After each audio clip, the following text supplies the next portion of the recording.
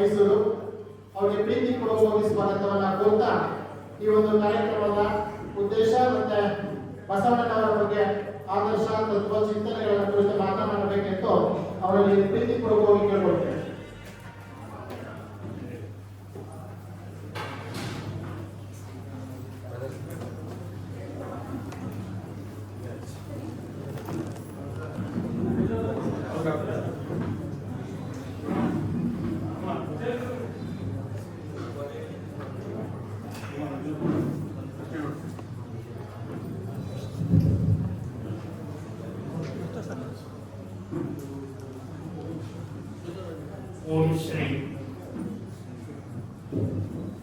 ಓಂ ಶ್ರೀ ಗುರುಬಸವಲಿಂಗಾಯ ನಮಃ.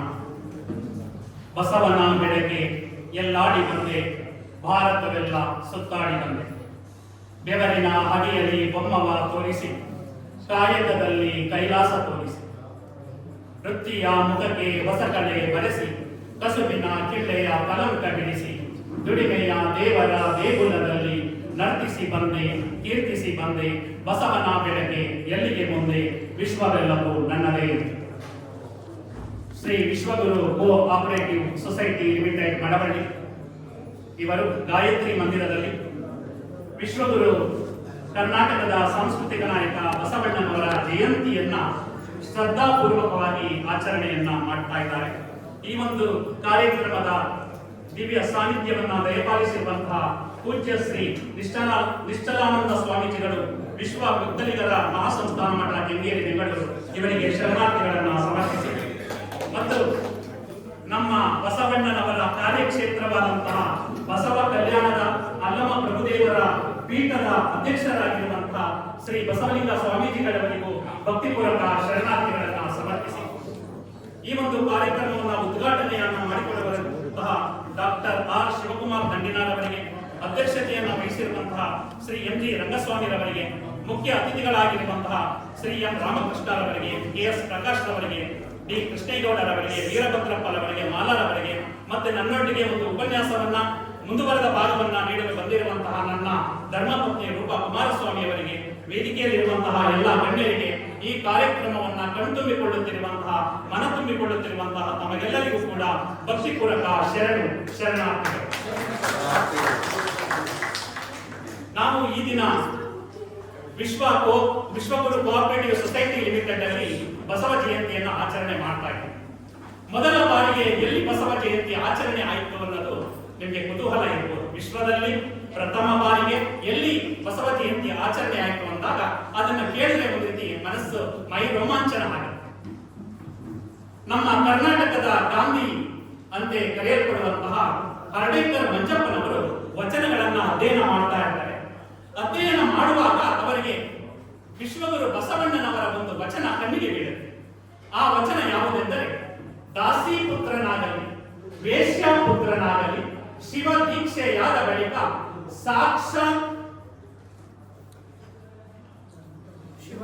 ಸಾಕ್ಷಾತ್ ಶಿವನೆಂದು ವಂದಿಸಿ ಪೂಜಿಸಿ ಪಾದೋದಕ ಪ್ರಸಾದ ತುಂಬುವುದೇ ಯೋಗ್ಯ. ಈಗಲ್ಲದೆ ಉದಾಸೀನವ ಮಾಡಿ ಬಿಡುವವರಿಗೆ ಪಂಚ ಮಹಾಪಾತಕ ನರಕ ಕಾಣ ಕೂಡಲ ಸಂಗಮ ದೇವ ಅನ್ನೋ ಒಂದು ವಚನವನ್ನ ಅಧ್ಯಯನ ಮಾಡ್ತಾರೆ. ಅಧ್ಯಯನ ಮಾಡಿದಾಗ ಆ ವಿಶ್ವ ಗುರುವಿನ ಬಗ್ಗೆ ತುಂಬಾ ಅಧ್ಯಯನವನ್ನ ಮಾಡಬೇಕು, ತಿಳ್ಕೊಳ್ಬೇಕು ಅಂತ ಹೇಳಿ ಆ ಬಸವಣ್ಣನವರ ಬಗ್ಗೆ ಅಧ್ಯಯನ ಮಾಡಕ್ಕೆ ಹೋದಾಗ ಇಂತಹ ವಿಶ್ವಗುರು ಬಸವಣ್ಣನವರ ಜಯಂತಿಯನ್ನ ನಾವು ಆಚರಣೆ ಮಾಡ್ತಾ ಇಲ್ವಲ್ಲ ಅಂತ ನೋವು ಉಂಟಾಗುತ್ತೆ. ಆ ನೋವನ್ನ ನಮ್ಮ ಚಿತ್ರದುರ್ಗ ಶಾಖಾಮಠದ ದಾವಣಗೆರೆಯಲ್ಲಿ ಅಲ್ಲಿ ಒಂದು ಶಾಖಾಮಠ ಇರುತ್ತೆ.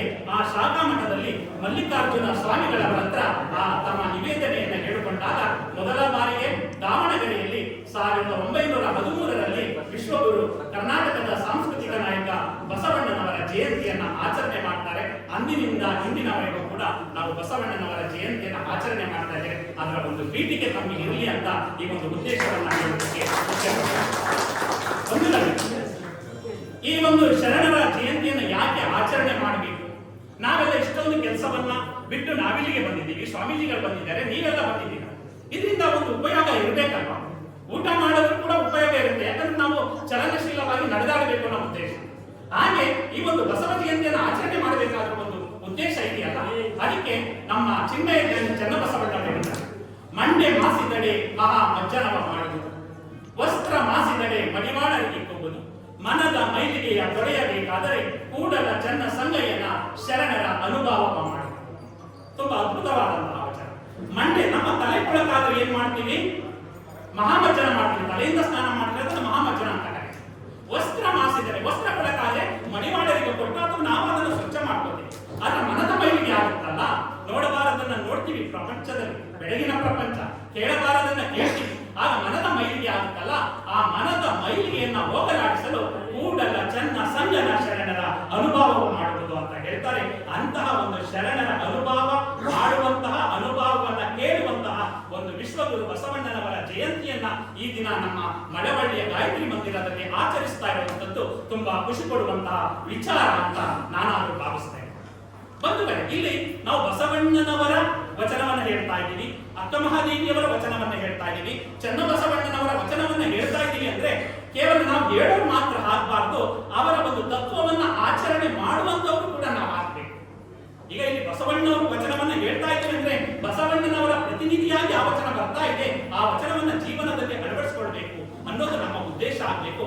ಅದಕ್ಕೆ ನಮ್ಮ ಮಡಿವಾಳ ಮಾಚಿದೇವರು ಒಂದು ವಚನವನ್ನ ಕೋಟ್ ಮಾಡ್ತಾರೆ. ಎಂತಹ ಅದ್ಭುತವಾದ ವಚನ ಅಂದ್ರೆ, ಉದಾಸೀನ ಮಾಡಿದರೆಂದು ಬೆಂಬೀಡುವರೆ ಅಯ್ಯ ಬಸವಣ್ಣ, ಎನ್ನ ಕಾಯದೊಳಗೆ ನಿನ್ನ ಕಾಯವಿಪ್ಪುದು ಬಸವಣ್ಣ, ಎನ್ನ ಜೀವದೊಳಗೆ ನಿನ್ನ ಜೀವವಿಪ್ಪುದು ಬಸವಣ್ಣ, ಎನ್ನ ಭಾವದೊಳಗೆ ನಿನ್ನ ಭಾವವಿಪ್ಪುದು ಬಸವಣ್ಣ, ಎನ್ನ ಕರಣ ನಿನ್ನ ಕರಣ ಬಸವಣ್ಣ, ಆನು ನೀನಾದ ಕಾರಣ ರೂಪಿಂಗೆ, ಆನು ನೀನಾದ ಕಾರಣ ರೂಪಿಂಗೆ ಕೇಳಿದ್ದು ನಿರೂಪು ಕರ್ಪುರ ಅಗ್ನಿ ಬಸವಣ್ಣ, ಚಿಂತಿಸುವರೇ ದೇವರ ದೇವ ಕಲಿದೇವ ಅಂತ ಹೇಳ್ತಾರೆ. ಅಂದ್ರೆ ಎನ್ನ ಕಾಯದೊಳಗೆ ನಿನ್ನ ಕಾಯ ಇದೆ, ಎನ್ನ ಜೀವದೊಳಗೆ ನಿನ್ನ ಜೀವ ಇದೆ, ಎನ್ನ ಭಾವದೊಳಗೆ ನಿನ್ನ ಭಾವ ಇದೆ ಅಂತ ಹೇಳ್ತಾರಲ್ಲ, ಆ ಒಂದು ಭಾವವನ್ನ ರೂಢಿಸಿಕೊಂಡು ನಾವು ವಚನಗಳನ್ನ ಅಧ್ಯಯನ ಮಾಡಿದಾಗ, ವಚನವನ್ನ ಹೇಳಿದಾಗ ಅದಕ್ಕೆ ಸಾರ್ಥಕತೆಯನ್ನ ಪಡೆಯುತ್ತೇನೆ ಅಂತ ಹೇಳ್ತಾ, ಇಂದು ಬಸವಣ್ಣನವರನ್ನ ಕರ್ನಾಟಕ ಸರ್ಕಾರ ಸಾಂಸ್ಕೃತಿಕ ನಾಯಕ ಅಂತ ಘೋಷಣೆ ಮಾಡಿದೆ. ಅದರ ಉದ್ದೇಶ ನಿಮಗೆ ಗೊತ್ತಿರಬಹುದು. ಬಸವಣ್ಣನವರು ಪ್ರತಿಪಾದಿಸಿದಂತಹ ಕಾಯಕ ಮತ್ತು ದಾಸೋಹದ ತತ್ವ ಮತ್ತು ಜಾತಿ ಮತ್ತು ವರ್ಗರಹಿತ ಸಮಾಜ ಮತ್ತು ಅವರು ಅನುಕೂಲಕ್ಕೆ ನೀಡಿದಂತಹ ಸಂದೇಶಗಳು ಸರ್ವಕಾಲಕ್ಕೂ ದಾರಿದೀಪ ಆಗಿರುವುದನ್ನ ಮನಗಂಡು ಬಸವಣ್ಣನವರನ್ನ ಕರ್ನಾಟಕದ ಸಾಂಸ್ಕೃತಿಕ ನಾಯಕ ಅಂತ ಘೋಷಣೆಯನ್ನ ಮಾಡಿದ್ದಾರೆ. ಆ ಘೋಷಣೆ ಮಾಡಿದಾಗ ಯಾಕೆ? ಅನೇಕ ಶರಣರು ಬಂದಿದ್ದಾರೆ, ಅನೇಕ ದಾಸರು ಬಂದಿದ್ದಾರೆ, ಎಲ್ಲರನ್ನ ಬಿಟ್ಟು ಬಸವಣ್ಣನವರನ್ನ ಯಾಕೆ ವಿಶ್ವಗುರು ಬಸವಣ್ಣನವರನ್ನ ಸಾಂಸ್ಕೃತಿಕ ನಾಯಕ ಅಂತ ಘೋಷಣೆ ಮಾಡಿದೆ ಅಂತ ಪ್ರಶ್ನೆ ಬರ್ಬೋದು. ಅದಕ್ಕೆ ಶರಣ ಬಹುರೂಪಿ ಚೌಡಯ್ಯ ಹೇಳ್ತಾರೆ. ಆ ಬಹುರೂಪಿ ಚೌಡಯ್ಯನವರು ಒಂದು ವಚನದಲ್ಲಿ ಅನೇಕ ವಚನಗಳನ್ನು ಕೋಟ್ ಮಾಡ್ಕೊಂಡು ಹೋಗ್ತಾರೆ. ಬಸವಣ್ಣನಿಂದ ಬದುಕಿತಿ ಲೋಕವೆಲ್ಲ ಅನ್ನೋ ಒಂದು ವರ್ಡನ್ನ ಕೋಟ್ ಮಾಡ್ತಾರೆ. ಯಾಕೆ ಅಂದ್ರೆ 12ನೇ ಶತಮಾನದವರೆಗೆ ಸರ್ವೇ ಜನಾಃ ಸುಖಿನೋ ಭವಂತು ಅನ್ನೋದು ಒಂದು ಆಶೀರ್ವಾದ ವಾಕ್ಯವಾಗಿದೆ. ಆದ್ರೆ 12ನೇ ಶತಮಾನದಲ್ಲಿ ಬಸವಣ್ಣನವರು ಬಂದ ನಂತರ ಅವರು ಸಕಲ ಜೀವಾತ್ಮರಿಗೆ ಲೇಸನ್ನೇ ಬಯಸುವ ಕುಲಜರೆ ಶರಣರು ಅನ್ನೋ ಒಂದು ವಾಕ್ಯವನ್ನ ಕೊಡುವುದರ ಮುಖಾಂತರ ಯಾವುದು ಜೀವ ಇದೆ, ಜೀವ ಇರುವಂತಹ ಎಲ್ಲಾ ಜೀವಿಗಳಿಗೂ ಕೂಡ ನಾವು ಗೌರವವನ್ನು ಕೊಡಬೇಕು ಅನ್ನೋ ಒಂದು ತತ್ವವನ್ನ ಪ್ರತಿಪಾದಿಸುವುದರ ಮುಖಾಂತರ ಅವರು ವಿಶ್ವಗುರು ಆಗ್ತಾರೆ, ಜಗಜ್ಯೋತಿ ಆಗ್ತಾರೆ, ಇಂದು ಕರ್ನಾಟಕದ ಸಾಂಸ್ಕೃತಿಕ ನಾಯಕ ಆಗಿದ್ದಾರೆ ಅನ್ನೋದನ್ನ ನಾವು ಮನನ ಮಾಡಿಕೊಳ್ಬೇಕಾಗುತ್ತೆ. ಡಾಕ್ಟರ್ ರಾಜ್ಕುಮಾರ್ ಅವರು ವೀರಪ್ಪನಿಂದ ಅಪಹರಣ ಗೊತ್ತಿರಬಹುದು. ಆ ಸಂದರ್ಭದಲ್ಲಿ 3 ದಿನಗಳು ಆ ಕರ್ನಾಟಕವೇ ಒಂದು ಶೋಕದಲ್ಲಿ ಬಿಡುತ್ತೆ. ಆಗ ರಾಜ್ಕುಮಾರ್ ಅವರನ್ನ ಸಂದರ್ಶನ ಮಾಡಬೇಕು ಅನ್ನೋದಕ್ಕೆ ನಕೀರನ್ ಪತ್ರಿಕೆಯ ಸಂಪಾದಕ ಗೋಪಾಲನ್ ಅವರನ್ನ ಅಲ್ಲಿಗೆ ಕಳಿಸಿದಾಗ ಗೋಪಾಲರ ಜೊತೆ ಅವರು ಸಂಭಾಷಣೆಯನ್ನ ಮಾಡ್ತಾ ಇರ್ತಾರೆ. ಆ ಸಂಭಾಷಣೆಯನ್ನ ಮಾಡುವಾಗ ಆಗ್ಲೂ ಕೂಡ ಅವರು ಒಂದು ವಚನವನ್ನ ಕೋಟ್ ಮಾಡ್ತಾರೆ. ಬಹುಶಃ ಅದು ವೈರಲ್ ಆಗಿದೆ ಆ ವಚನ, ನೀವು ತಿಳ್ಕೊಂಡಿರ್ಬೋದು, ತಿಳ್ಕೊಂಡಿಲ್ಲ ಅಂದ್ರೆ ಈ ಸಂದರ್ಭದಲ್ಲಿ ನಾನು ಅದನ್ನ ಕೋಟ್ ಮಾಡ್ತೇನೆ. ಅವರು ಆ ಸಂಪಾದನೆ, ಆ ವೀರಪ್ಪನ್ ಮಾಡ್ತಾ ಇರುವಂತಹ ಅನೈತಿಕ ಮಾರ್ಗದ ಸಂಪಾದನೆಯನ್ನ ನೋಡಿ ಅವರು ಯಾವುದೇ ಹೆದರಿಕೆ ಇಲ್ಲ, ಅವರು ತುಂಬಾ ನಿಸ್ಸಂಕೋಚದಿಂದ ನಿರ್ಭಾವದಿಂದ ಅವರು ಆ ಒಂದು ವಚನವನ್ನು ಕೋಟ್ ಮಾಡ್ತಾರೆ. ಏನು ಅಂದ್ರೆ, 100 ನೋದಿ 100 ಕೇಳಿದಡೆ, ಆಸೆ ಹರಿಯದು ರೋಷ ಬಿಡದು, ಮಜ್ಜನ ಕೆರೆದು ಫಲವೇನು, ಮಾತಿನಂತೆ ಮನವಿಲ್ಲದ ಜಾತಿ ಡೊಂಬರ ನೋಡಿ ನಗುವ ನಮ್ಮ ಕೂಡಲ ಸಂಗಮ ದೇವ ಅನ್ನೋ ಒಂದು ವಚನವನ್ನ ಹೇಳಿ ವೀರಪ್ಪನ ಹೃದಯವೂ ಕೂಡ ಏನಾಗಬೇಕು, ತೆರೆಯಬೇಕು, ಅವನ ಮನಸ್ಸು ಕೂಡ ಅವನಿಗೆ ಅರಳಬೇಕು ಅನ್ನೋ ಒಂದು ನಿಟ್ಟಿನಲ್ಲಿ ನಕೀರನ್ ಪತ್ರಿಕೆಯ ಸಂಪಾದಕ ಗೋಪಾಲನ್ ಮೂಲಕ ಈ ಒಂದು ವಚನವನ್ನ ಉದ್ಗಾರ ಮಾಡಿ ತಮಿಳಿಗೆ ಅದು ಅನುವಾದವನ್ನ ಮಾಡ್ತಾರೆ. ತದನಂತರ ಅವರು ಬಿಡುಗಡೆ ಆದಂತಹ ಸಂದರ್ಭವನ್ನ ನಾವು ಕಾಣಬಹುದು. ಆ ರೀತಿ ಒಂದು ವಚನಗಳು ಎಲ್ಲೆಲ್ಲೂ ಕೂಡ ನಮಗೆ ಮಾರ್ಗದರ್ಶಕವಾಗಿದೆ. ಯಾವುದೇ ನೋವಾಗ್ಲಿ ಸಂತೋಷ ಆಗ್ಲಿ ಎಲ್ಲಾ ಸಂದರ್ಭದಲ್ಲೂ ಕೂಡ ನಮಗೆ ವಚನ ಸಾಹಿತ್ಯ ಬಸವಾದಿ ಪ್ರಮಥರು ನೀಡಿದಂತಹ ವಚನಗಳು ನಮಗೆ ಪೂರಕವಾಗಿದೆ ಅಂತ ಹೇಳ್ತಾ, ಆಮೇಲೆ ಕೆಲವರು ಏನ್ ಹೇಳ್ತಾರೆ, ಕೆಲವರು ಕವಿಗಳಾಗಿರ್ತಾರೆ, ಇನ್ನು ಕೆಲವರು ಬುದ್ಧಿವಂತರಾಗಿರ್ತಾರೆ, ಇನ್ನು ಕೆಲವರು ಜ್ಞಾನಿಗಳಾಗಿರ್ತಾರೆ. ಆ ಜ್ಞಾನಿಗಳ ಆದಾಗ ನಾವು ದೊಡ್ಡ ವಿಷಯಗಳನ್ನ ಮಾತಾಡಿದ್ರೆ ನಾವು ದೊಡ್ಡವರಾಗ್ಬಿಡ್ತೀವಿ ಅನ್ನೋ ಭಾವ ಬರುತ್ತೆ. ಈಗಿನ ಸಂದರ್ಭದಲ್ಲಿ ಈಗ ಒಂದು 15-20 ದಿನಗಳ ಹಿಂದೆ ಒಂದು ವೈರಲ್ ಆಯಿತು, ಗೊತ್ತಿರ್ಬೋದು. ಅನುಭವ ಮಂಟಪವೇ ಇರಲಿಲ್ಲ ಅಂತ ಡಾಕ್ಟರ್ ವೀಣಾ ಬನ್ನಟ್ಟಿ ಅವರು ಕೋಟ್ ಮಾಡುವುದರ ಮುಖಾಂತರ ಅವರು ಆ ವಿಷಯವನ್ನ ಪ್ರತಿಪಾದಿಸಿ ಅವರು ನಗೆಪಾಟಲ್ಲಿ ಈಡಾದಂತಹ ಪ್ರಸಂಗವನ್ನ ನಾವು ಕಾಣಬಹುದು. ಆದ್ರೆ ಅಂತಹ ವಿಷಯಗಳಿಗೆ ನಾವು ಕೈ ಹಾಕಬಾರ್ದು. ನಮ್ಮ ಜ್ಞಾನ ಇರೋದು ನಾವು ಹೃದಯವನ್ನ ಅರಳಿಸಬೇಕು ಹೊರತು ಯಾರ ಹೃದಯವನ್ನು ಕೆರಳಿಸಬಾರದು ಅನ್ನುವ ಒಂದು ಈ ಸಂದರ್ಭದಲ್ಲಿ ಅವರಿಗೆ ನಾನು ಸೂಚಿಸೋದಕ್ಕೆ ಇಷ್ಟಪಡ್ತೇನೆ. ಆ ಸಂದರ್ಭದಲ್ಲಿ ಈ ರೀತಿ ದೊಡ್ಡ ದೊಡ್ಡ ವಿಷಯಗಳನ್ನ ಮಾಡಿ ದೊಡ್ಡವರಾಗ್ತೀವಿ ಅನ್ನೋದು ಕೇವಲ 21ನೇ ಶತಮಾನದಲ್ಲ 12ನೇ ಶತಮಾನದಲ್ಲೂ ಇತ್ತು.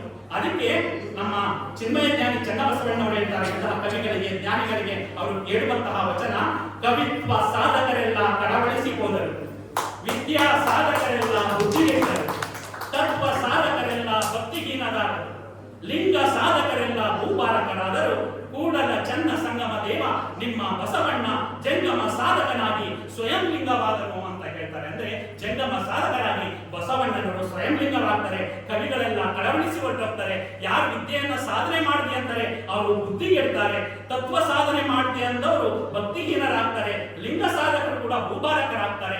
ಆದ್ರೆ ಯಾರು ಜಂಗಮರನ್ನ ಪ್ರೀತಿಯಿಂದ ಕಂಡ್ರು 1,96,000 ಜಂಗಮರು ಬಸವ ಕಲ್ಯಾಣದಲ್ಲಿ ದಾಸೋಹವನ್ನ ಮಾಡ್ತಾ ಇದ್ರು.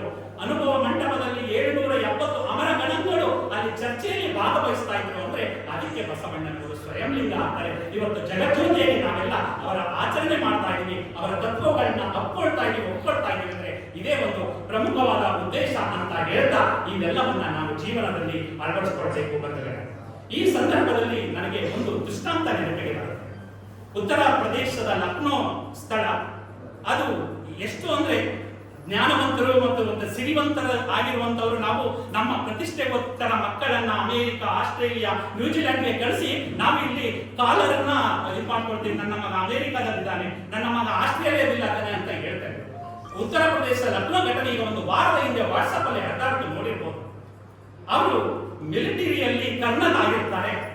ಅವರು ತಮ್ಮ ಇಡೀ ಜೀವನವನ್ನೇ ತಮ್ಮ ಗಂಡ ಹೆಂಡತಿ ಇಬ್ಬರು ಕೂಡ ನನ್ನ ಮಕ್ಕಳು ಚೆನ್ನಾಗಿರ್ಬೇಕು ಅಂತ ಪ್ರತಿಷ್ಠಿತ ವಿದ್ಯಾಸಂಸ್ಥೆಗಳಲ್ಲಿ ಓದಿಸ್ತಾರೆ. ಓದಿಸಿ ಅವರಿಗೆ ಒಳ್ಳೆ ಜ್ಞಾನವು ಲಭಿಸುತ್ತೆ, ವಿದ್ಯಾವಂತರಾಗ್ತಾರೆ. ಕೊನೆಗೆ ಅವರಿಗೆ ಪ್ರತಿಷ್ಠಿತ ಸಾಫ್ಟ್ವೇರ್ ಕಂಪನಿ ಅಮೆರಿಕಾದಲ್ಲಿ ಅವರಿಗೆ ಇಂಜಿನಿಯರ್ ಆಗ್ತಾರೆ. ಅಮೆರಿಕ ಹೋಗಿ ಇಬ್ರು ನೆಲೆಸ್ತಾರೆ. ಇಲ್ಲಿ ಗಂಡ ಹೆಂಡತಿ ಇಬ್ಬರು ಮಕ್ಕಳು ಓದಿಸಿದವರು ಅಮೆರಿಕದಲ್ಲಿ. ಆಗ ಹಾಗೆ ಜೀವನ ನಡೀತಾ ಇರುತ್ತೆ. ರಿಟೈರ್ಡ್ ಆಗ್ತಾರೆ, ನಿವೃತ್ತರಾಗ್ತಾರೆ. ಅವರಿಗೆ ಪ್ರಶಸ್ತಿ, ಪದಕ, ಪಾರಿತೋಷಕಗಳು ಬಂದಿರುತ್ತೆ. ಅವರು ಅಮೆರಿಕದಲ್ಲಿ ನೆಲೆಸಿದ್ದಾರೆ. ತಾಯಿಗೆ 65-66 ವರ್ಷ. ಅವರು ದೈವಾಧೀನರಾಗ್ತಾರೆ, ಲಿಂಗೈಕ್ಯರಾಗ್ತಾರೆ.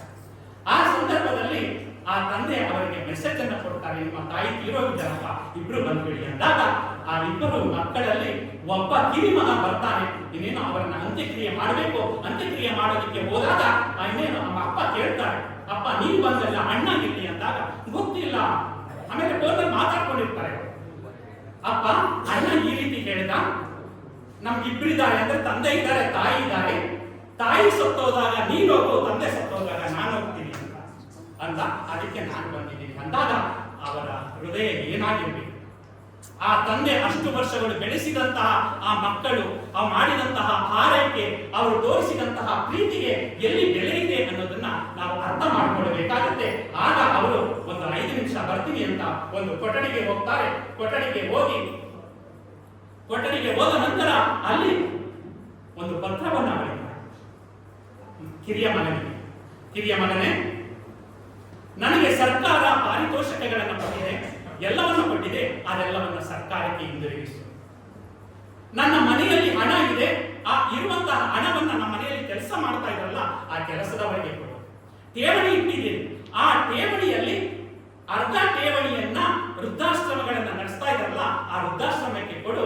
ಇನ್ನು ಅರ್ಧ ಠೇವಣಿಯನ್ನ ನಮ್ಮ ಮಿಲಿಟರಿಯಲ್ಲಿ ಕಲ್ಯಾಣ ಯೋಜನೆ ಇದೆಯಲ್ಲ ಆ ಕಲ್ಯಾಣ ಯೋಜನೆಗೆ ಅದನ್ನ ಕೊಡು ಅಂತ ಹೇಳಿ ನಂತರ ಶೂಟ್ ಮಾಡಿಕೊಡ್ತಾರೆ. ಸೌಂಡ್ ಕೇಳುತ್ತೆ ಎಲ್ಲ ಒಳಗಡೆ ಹೋದಾಗ ಅವರು ಡೆತ್ ನೋಟ್ ಬಂದಿರೋದನ್ನ ಗೊತ್ತಾಗುತ್ತೆ.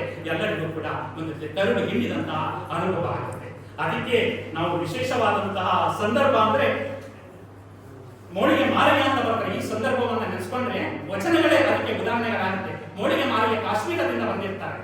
ಅವರು ಅರಸುತನಕ್ಕೆ ತಿಲಾಂಜಲಿ ಹೇಳಿ ಬಸವ ಕಲ್ಯಾಣದಲ್ಲಿ ಕಟ್ಟಿಗೆ ಮಾರುವಂತ ಕಾಯಕವನ್ನ ಕೈಗೊಳ್ತಾರೆ. ಅವರು ಆ ಒಂದು ಸ್ಥಿತಿಯನ್ನ, ಜನರ ಒಂದು ಪರಿಸ್ಥಿತಿಯನ್ನ ನೋಡಿ ಅವರಿಗೆ ಹೇಳುವಂತಹ ವಚನ: ಆನೆ ಕುದುರೆ ಭಂಡಾರವಿರ್ತರೇನು, ತಾನುವುದು ಪಡಿಯಕ್ಕಿ, ಒಂದಾವಿನ ಹಾಲು ಮಲಗುವುದರ್ಧ ಮಂಚ, ಈ ಹುರುಳಿಲ್ಲದ ಸಿರಿಯ ನೆಚ್ಚಿ ಕೆಡಬೇಡ ಮಂಚ, ಒಡಲು ಭೂಮಿಯ ಸಂಘ ಒಡವೆ ತಾನೇ ನಂಬುದು, ಕೈ ಬಿಡಿದ ಮಡದಿ ಪರರ ಸಂಘ, ಪ್ರಾಣ ವಾಯುವಿನ ಸಂಘ, ಸಾವಿಗೆ ಸಂಗಡ ವಾರುವುದಿಲ್ಲ ಕಾಣ, ನಿಕ್ಕಳಂಕ ಮಲ್ಲಿಕಾರ್ಜುನ ಹೇಳ್ತಾರೆ.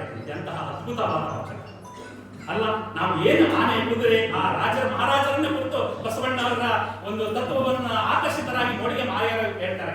ಆನೆ ಕುದುರೆ ಭಂಡಾರ ಇದ್ದರೆ ಅದರಿಂದ ಬರ್ಬೋದು, ತಾನುಂಬುದು ಒಂದು ಪಡಿಯಕ್ಕೆ, ಒಂದು ಹಾವಿನ ಹಾಲು, ಮಲಗೋದು ಅರ್ಧ ಮಂಚ. ನಾವೆಷ್ಟೇ 60-40 ಮನೆ ಮಾಡ್ಬೋದು, ಎಷ್ಟೇ ಮಾಡ್ಬೋದು, ಮಲಗೋದು ಅರ್ಧ ಮಂಚದಲ್ಲಿ ಮಾತ್ರ. ನಾವು ಎಲ್ಲಿಗೂ ಕೂಡ ಕೈ ಚಾಚಿ ಕಾಲು ಚಾಚಿ ಮಲ್ಕೊಳ್ಳೋದಕ್ಕೆ ಆಗೋದಿಲ್ಲ ಅನ್ನೋದನ್ನ ಈ ಒಂದು ಸಂದರ್ಭದಲ್ಲಿ ನಾನು ಕೋಟ್ ಮಾಡುತ್ತಾ, ಯಾವುದೇ ಆಗಲಿ ನಾವು ಎಷ್ಟೇ ಉನ್ನತ ಸ್ಥಾನಕ್ಕೆ ಹೋಗಿ, ಉನ್ನತ ಸ್ಥಾನಕ್ಕೆ ಹೋದಾಗ ನಾವು ನೋವಿರುವಂತಹ ಜನರಿಗೆ ಸ್ಪಂದಿಸುವಂತಹ ಹೃದಯದ ಅಂತಃಕರಣದ ವ್ಯಕ್ತಿಗಳು ಆಗಬೇಕಾಗುತ್ತೆ. ಅದಕ್ಕೆ ಹೇಳ್ತಾರೆ, ಆನೆಯ ನೇರಿಕೊಂಡು ಓದಿರಿ ನೀವು, ಕುದುರೆಯ ನೇರಿಕೊಂಡು ಓದಿರೆ ನೀವು, ಕುಂಕುಮ ಕಸ್ತೂರಿಯ ಹೂಸಿಕೊಂಡು ಓದಿರೆ ಅಣ್ಣ, ಸತ್ಯದ ನಿಲುವ ನಡೆಯದೆ ಓದಿರಲ್ಲ, ಸದ್ಗುಣವೆಂಬ ಫಲವ ಬಿತ್ತದೆ ಬೆಳೆಯದೆ ಓದಿರಲ್ಲ, ಅಹಂಕಾರವೆಂಬ ಸದಮದ ಗಜವೇದಿ ವಿಧಿಗೆ ಗುರಿಯಾಗಿ ನೀವು ಓದಿರಲ್ಲ, ನಮ್ಮ ಕೂಡಲ ಸಂಗಮ ದೇವನರಿಯದೆ ನರಕಕ್ಕೆ ಭಾಜನವಾದಿರಲ್ಲ ಅಂತ ಹೇಳ್ತಾರೆ. ಅಂತಹ ಒಂದು ವಚನ ನಮ್ಮೆಲ್ಲರ ಹೃದಯವನ್ನು ತಟ್ಟಬೇಕು, ಮನಸ್ಸನ್ನ ತಟ್ಟಬೇಕು ಅಂತ ಹೇಳ್ತಾ, ವಚನಗಳು ಕೇವಲ ಅಧ್ಯಯನ ಮಾಡೋದಷ್ಟೇ ಅಲ್ಲ, ಅದು ಜೀವನದಲ್ಲಿ ಅಳವಡಿಸಿಕೊಳ್ಬೇಕು. ಅದಕ್ಕೆ ಹೇಳ್ತಾರೆ, ವಚಿಸಿ ಅನುಭವಿಯಾಗದವ ಪಿಶಾಚಿಯಯ್ಯ, ವಚಿಸಿ ಅನುಭವಿಯಾದವ ಪಂಡಿತನಯ್ಯ, ವಿದ್ಯಾ ಎಂಬುದು ಅಭ್ಯಸಿಕನ ಕೈವಿಷ, ಅವಿದ್ಯೆ ಎಂಬುದು ಸರ್ವರಲ್ಲಿ ವಶ, ವಿದ್ಯೆಯನ್ನರಿದು ಜಗದ್ವಿದ್ಯನಾಗಬಲ್ಲಣಿ, ಮಹಾಪಂಡಿತನೋಡ ಕಪಿಲ ಸಿದ್ಧ ಮಲ್ಲಿಕಾರ್ಜುನ ಅಂತ ಹೇಳ್ತಾರೆ. ನಾವು ವಚಿಸಿ ಅನುಭವಿ ಆಗ್ಲಿಲ್ಲ ಅಂದ್ರೆ ಅವರು ಪಿಶಾಚಿ ಅಂತ ಹೇಳ್ತಾರೆ. ಯಾರು ವಚಿಸಿ ಅದನ್ನ ಅನುಭವಿಸ್ಕೊಳ್ತಾನೋ ಅವನ ಪಂಡಿತ ಅಂತ ಕರೀತಾರೆ. ಆ ವಚನಗಳನ್ನ ಅಧ್ಯಯನ ಮಾಡಿ ನಾವು ಪಂಡಿತರಾಗುವ ನಿಟ್ಟಿನಲ್ಲಿ ನಾವು ಪ್ರಯತ್ನ ಪಡಬೇಕು ಅಂತ ಹೇಳ್ತಾ, ನನಗೆ ಉಪನ್ಯಾಸ ಕೊಟ್ಟಿರೋದ್ರಲ್ಲಿ 20-25 ನಿಮಿಷ, ಇನ್ನ 2-3 ನಿಮಿಷದಲ್ಲಿ ನಾನು ಒಂದೇ ಒಂದು ದೃಷ್ಟಾಂತವನ್ನ ಹೇಳಿ ನನ್ನ ಈ ಒಂದು ಉಪನ್ಯಾಸಕ್ಕೆ ವಿರಾಮವನ್ನು ಹೇಳೋದಕ್ಕೆ ಇಷ್ಟಪಡ್ತೇನೆ ಅಂತ ಹೇಳ್ತಾ, ಬಂಧುಗಳೇ, ಒಕ್ಕಲಿಗ ಮುದ್ದಣ್ಣರು ಕೇಳಿರ್ಬೋದು. ಅವರು ಕೂಡ ಬಸವ ಕಲ್ಯಾಣದಲ್ಲಿ ಶರಣರಾಗಿ ಬಾಳದಂತವರು. ಅವರು ವಿಜಯಪುರ ಜಿಲ್ಲೆಯ ಜೋಳದ ಹಾಡದಲ್ಲಿ ಅವರು ಒಕ್ಕಲಿಗತನ ಮಾಡಿಕೊಂಡು ಅವರು ಜೀವನವನ್ನ ನಡೆಸ್ತಾ ಇರ್ತಾರೆ. ಅವರು ಕೂಡ ಬಸವ ಕಲ್ಯಾಣಕ್ಕೆ ಹೋಗ್ಬೇಕು, ಬಸವಣ್ಣವ್ರನ್ನ ಕಾಣಬೇಕು ಅನ್ನೋ ಒಂದು ಆಸೆ ಇರುತ್ತೆ.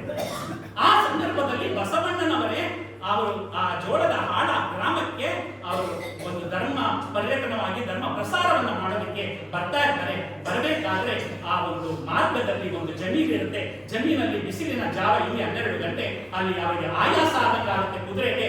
ಆ ಕುದುರೆಯ ಆಯಾಸವನ್ನ ನಿವಾರಿಸಿಕೊಳ್ಳೋದಕ್ಕೆ ಆ ಒಂದು ಮರದ ಕೆಳಗಡೆ ಆ ಕುದುರೆಯನ್ನ ಕಟ್ಟಾಕಿ ಒಂದು ಕಲ್ಲಿರುತ್ತೆ, ಕಲ್ಲಿನ ಮೇಲೆ ಬಸವಣ್ಣರು ಕುಳಿತುಕೊಳ್ತಾರೆ. ಇವರು ಕುದುರೆ ಬರೋದು ಮತ್ತು ಬಸವಣ್ಣರು ಕುಳಿತುಕೊಳ್ಳೋದನ್ನ ದೂರದಲ್ಲೇ ಜಮೀನಿನಲ್ಲಿ ವ್ಯವಸಾಯವನ್ನ ಮಾಡಿದಂತಹ ಒಕ್ಕಲಿಗ ಮುದ್ದಣ್ಣನವರು ನೋಡ್ತಾರೆ. ನೋಡಿದ ತಕ್ಷಣ ಓಡೋಡಿ ಬರ್ತಾರೆ. ಓಡೋಡಿ ಬಂದು ಅವರಿಗೆ ಬಾಗಿದ ತಲ ಮುಗಿದ ಕೈಯಾಗಿರಿಸಿ ಶರಣಾರ್ಥಿಗಳನ್ನ ಸಲ್ಲಿಸ್ತಾರೆ. ಆಗ ಅವರು ಹೇಳ್ತಾರೆ, ಸ್ವಾಮಿ ನೀವು ಯಾರು ಅಂದಾಗ, ನನ್ನ ಹೆಸರು ಬಸವಣ್ಣ ಅಂತ. ಅನೇಕ ಧಾರ್ಮಿಕ ವಚನಗಳನ್ನ ಅಧ್ಯಯನ ಮಾಡಿ ಅದನ್ನ ನಾನು ಪ್ರಸಾರವನ್ನ ಮಾಡ್ತಾ ಇದ್ದೀನಿ ಅಂದಾಗ, ಗುರುಗಳೇ, ನಾನು ಎಷ್ಟೋ ವರ್ಷಗಳಿಂದ ನಿಮ್ಮನ್ನ ನೋಡಬೇಕು ಅನ್ಕೊಂಡಿದ್ದೆ, ನಾನು ದೇವರ ಬಳಿ ಹೋಗಬೇಕು, ಆದ್ರೆ ದೇವರೇ ನನ್ನ ಬಳಿ ಬಂದಂಗಾಯ್ತಲ್ಲ ಅಂತ ಹೇಳಿ ಅವರು ಕೇಳ್ಕೊತಾರೆ. ಗುರುಗಳೇ, ಧರ್ಮ ಅಂದ್ರೆ ಏನು ಅಂತ ನೋಡಪ್ಪ, ಧರ್ಮ ಅಂದ್ರೆ ಏನು ಅಂತ ನಾನು 20-30 ವರ್ಷಗಳಿಂದ ಅಧ್ಯಯನ ಮಾಡಿದ್ದೀನಿ. ನಿಂತ ಜಾಗದಲ್ಲಿ ಧರ್ಮ ಅಂದ್ರೆ ಏನು ಅಂತ ಹೇಳೋದಕ್ಕೆ ಸಾಧ್ಯ ಇಲ್ಲ. ಧರ್ಮ ಅಂದ್ರೆ ತಿಳಿಬೇಕು ಅಂದ್ರೆ ತಿಂಗಳು ಗಟ್ಟಲೆ ಬೇಕು, ವಾರಗಟ್ಟಲೆ ಬೇಕು ಅಂದಾಗ, ಗುರುಗಳೇ, ಅಷ್ಟು ಸಮಯ ಕೇಳುವಂತಹ ವ್ಯವಧಾನ ನನ್ನಲ್ಲಿಲ್ಲ. ನಾನು ರೈತ, ನಾನು ಉಳುಮೆ ಮಾಡ್ತಾ ಇದ್ದೀನಿ, ಎತ್ತುಗಳು ಬಿಸಿಲಲ್ಲಿ ಒಣಗ್ತಾ ಇವೆ. ನಾನು ಅಲ್ಲಿ ವ್ಯವಸಾಯವನ್ನ ಮಾಡಬೇಕು, ಬಿತ್ತನೆಯನ್ನ ಮಾಡಬೇಕು.